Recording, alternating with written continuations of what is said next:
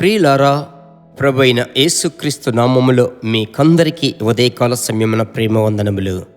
పరిశుద్ధాత్మునితో అనుదినం సంచరించడం, మాట్లాడడం ఎంత గొప్ప భాగ్యం. ఈ దినమందు మీ కొరకు ఒక మాట నేను చదువుతాను. లూకా వ్రాసిన సువార్త 4వ అధ్యాయం 1వ వచనం.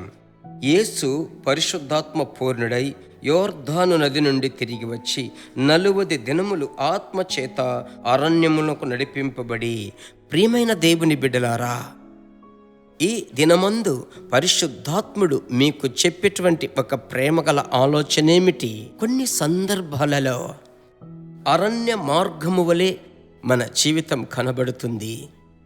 వ్యాపారము చేసేవారికి చెప్తున్నాను, వ్యాపారము అరణ్యము వలె. చదువు, ఉద్యోగము, ఇంకా చెప్పాలంటే నాలాంటి సేవకులు, జత పనివారు, విశ్వాసులు కొన్ని సందర్భములు అరణ్యముగా ఉంటాయి. ఎందుకు ప్రభువు ఈ అరణ్యమును అనుమతించాడని మీరు గలిబిలవ్వద్దు. ఇక్కడ ఏమని వ్రాయబడి ఉందంటే, యేసు పరిశుద్ధాత్మ పూర్ణుడై, పరిశుద్ధాత్ముడు అరణ్యమునకు తీసుకెళ్తున్నాడు. అరణ్యములో యేసు 40 దినములు ఉపవాసముండి ప్రార్థించాడు. అపవాది వచ్చి శోధించాడు. ఆ అపవాది ఈ శోధనను జయించుటకు నా ప్రియమైన దేవుని బిడ్డలారా, యేసు వాక్యమును ఉపయోగించాడు. వాక్యములో మీరు గమనించినట్లయితే అదే లూకా సువార్త 4వ అధ్యాయం 14వ వచనాన్ని గమనిస్తే, అప్పుడు యేసు ఆత్మ బలముతో గలిలయకు తిరిగి వెళ్ళెను. లెక్కించి చూచినట్లయితే మొదటి వచనంలో అరణ్యము ప్రారంభమవుతుంది, 14వ వచనంలో అరణ్యం ముగిసిపోయింది. అలాగైతే ఈరోజు నేను మీకు చెప్తున్నాను, మీ అరణ్యం శాశ్వతము కాదు, మీ అరణ్య జీవితం శాశ్వతము కాదు. విషయం ఏమిటంటే, మీరు ఆత్మలో నింపబడి ప్రార్థించబోతున్నారు. మీరు ఆత్మవశులై ప్రార్థించగా ఈ దినమునకు సంబంధించిన పోరాటములు ఏమైనప్పటికీ, మీ కార్యములు ఏమైనప్పటికీ, మీరు చేపట్టే కార్యములు ఏమైనప్పటికీ, ఆటంకములుగా ఉన్నప్పటికీ అనుకూలముగా మారుతాయి. పరిశుద్ధాత్మునితో ఈ దినం మీరు నడవబోతున్నారు. కారణం ఏమిటి? మీరు అభిషేకంతో నింపబడి ప్రార్థించే బిడ్డలుగా ఉంటున్నారు. అలాగూ ప్రార్థించుదామా? ఉదయమే అప్పగించుకుందామా? ప్రభువుతో కలిసి ప్రార్థించుదాం.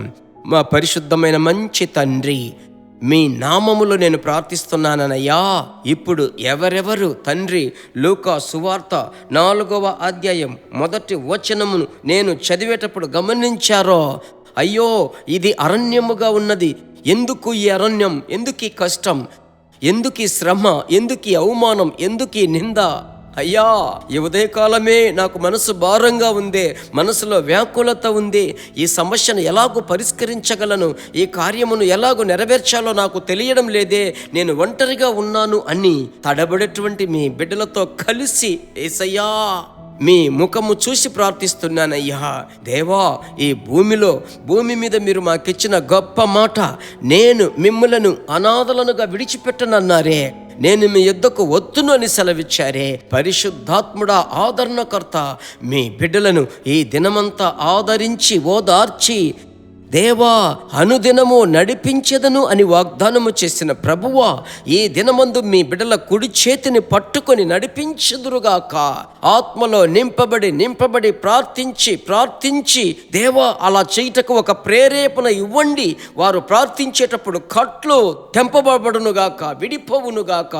శత్రువు ఎదిరించి వచ్చేటప్పుడు వాక్యము చెప్పి వానిని జయించుటకు, వెళ్ళగొట్టుటకు ఇప్పుడే ఒక అధికారమును దయచేయండి. ఈ దినము విజయపు దినముగా, విజయోత్సవపు దినముగా, ఆశీర్వాదపు దినముగా మా ప్రభువా మీరు ఆశీర్వదించి ఇవ్వబోతున్నందుకు స్తోత్రం స్తోత్రం స్తోత్రం స్తోత్రం తండ్రి. మీకే మహిమ కలుగునుగాక. యేసుక్రీస్తు నామములో ప్రార్థిస్తున్నాము తండ్రి, ఆమెన్. ఖచ్చితముగా మీరు ఆత్మలో నింపబడి ప్రార్థించారు. ఇంకను దేవుని కృప మిమ్మలను ఆవరించబోతుంది. God bless you.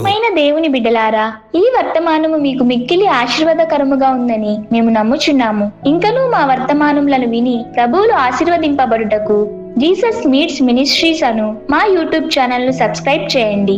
మరియు మా ప్రార్థన సహాయముకై మీరు సంప్రదించవలసిన మా ఫోన్ నెంబర్ 9842528336 మరియు 7299546363. Email gpsrobinson@hotmail.com. ప్రభు మిమ్మును ఆశీర్వదించునుగాక.